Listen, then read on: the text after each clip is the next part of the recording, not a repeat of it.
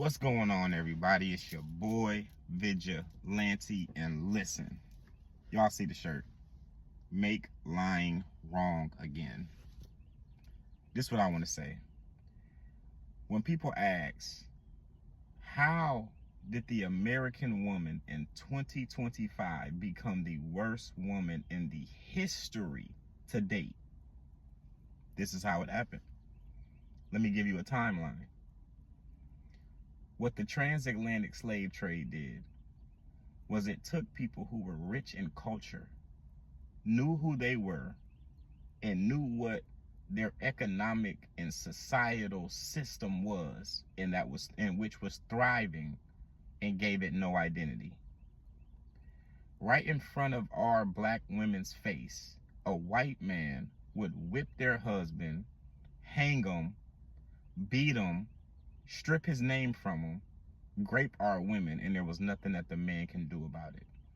So that right there let the woman know God must be a white man, a Portuguese man, a Spaniard man. All because my man, my big, strong man, my Ibu man, my Balanta man, my Mende man, my Temne man, my Zula man, he can't do anything about this. And that hurts. That hurt us both. Right after, once we became free, who are we? We're on this land. We're in America. Do we go back home? Do we stay here? They went back to Freetown, created Freetown. They went back to Liberia, created Liberia. But what about us?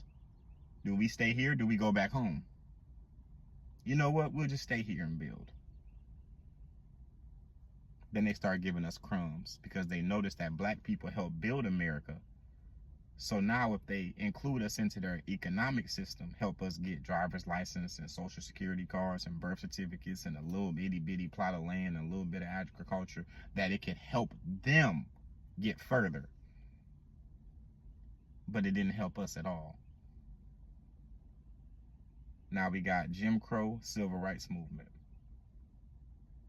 We're trying to become free in a place that never even invited us in as first-class citizens.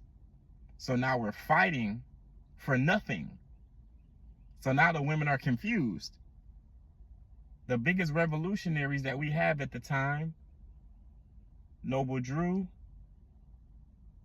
Elijah Muhammad, Malcolm X, Martin gets assassinated, Malcolm gets assassinated. Now the women are looking again like the white man must be God because our black men are continuing to get assassinated. Okay, cool. War on drugs. The government then plants drugs inside of the community. Black men start to sell them. The same drugs that they planted into the community, now they go back in and arrest the men who are selling the same drugs that they put in the community. What happens next? Mass incarceration. Now all the men are in jail. What do they do while the men are in jail? Section 8, food stamps, welfare, government assistance. What is one of the rules in order for you to be able to keep your food stamps and your welfare? No man better be in the house. What's another rule? You can't work. So now the woman is not working. The man is not allowed in the house. They have completely destroyed the black economic system. We still don't know who we are. We have completely forgot our roots in Africa.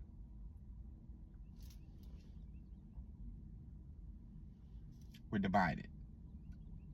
For the first time ever, the women have found a way to get a house on their own without a man's involvement, and can kick the man out anytime that they want to and still be able to create a lifestyle for themselves that they deem as successful.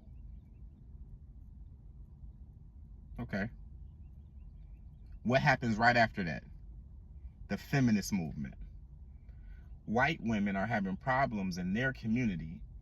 They say a bunch of fake empowering stuff and create a toxic matriarch to counteract a fake toxic patriarch that doesn't exist within the black community, only the white community. And what do black women do? They get right behind them, further creating more division in the black community.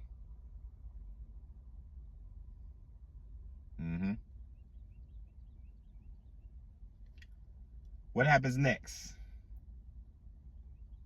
Social media. Now the toxic matriarch is telling women, post provocatively, get an OnlyFans, get your bag up, get a Snapchat premium. You already been doing it on your own. All the men are in jail, mass incarceration, war on drugs. You already been doing it on your own, government assistance, Section 8, welfare, food stamps. Now you can get into it. You can be a career woman, climb the corporate ladder, feminist, toxic matriarch. And then what happens right after that? Glorilla, Meg Thee Stallion, Sexy Red, Cardi B, they take over the rap game in America. What are they rapping about? Prostitution. Modern day prostitution.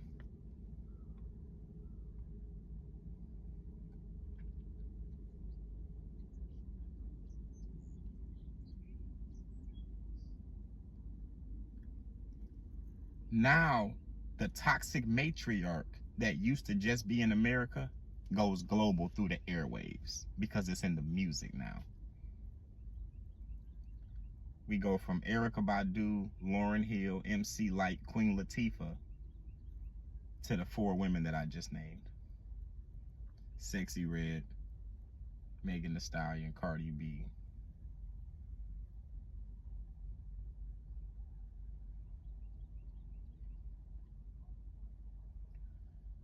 Oh, man.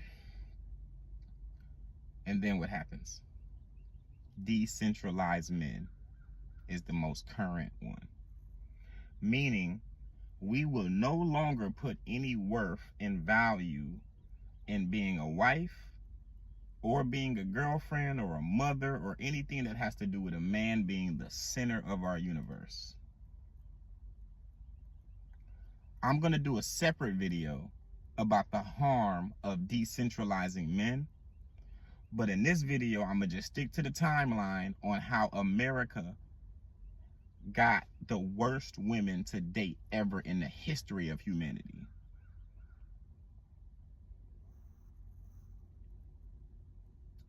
If you put everything that I just said into one little salad and you just, for all my people that eat salad, y'all know what these utensils are.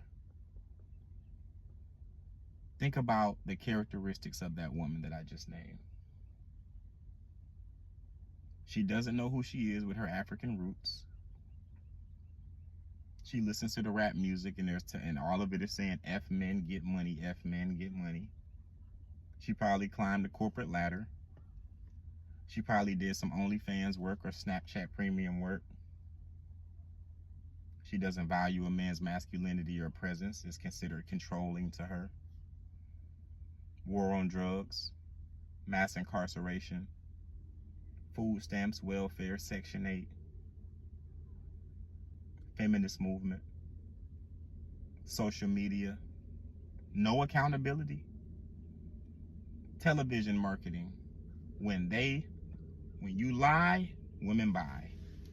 Make lying wrong again. That is how we ended up with the worst women in the history of humanity in America in 2025. I hope you enjoyed.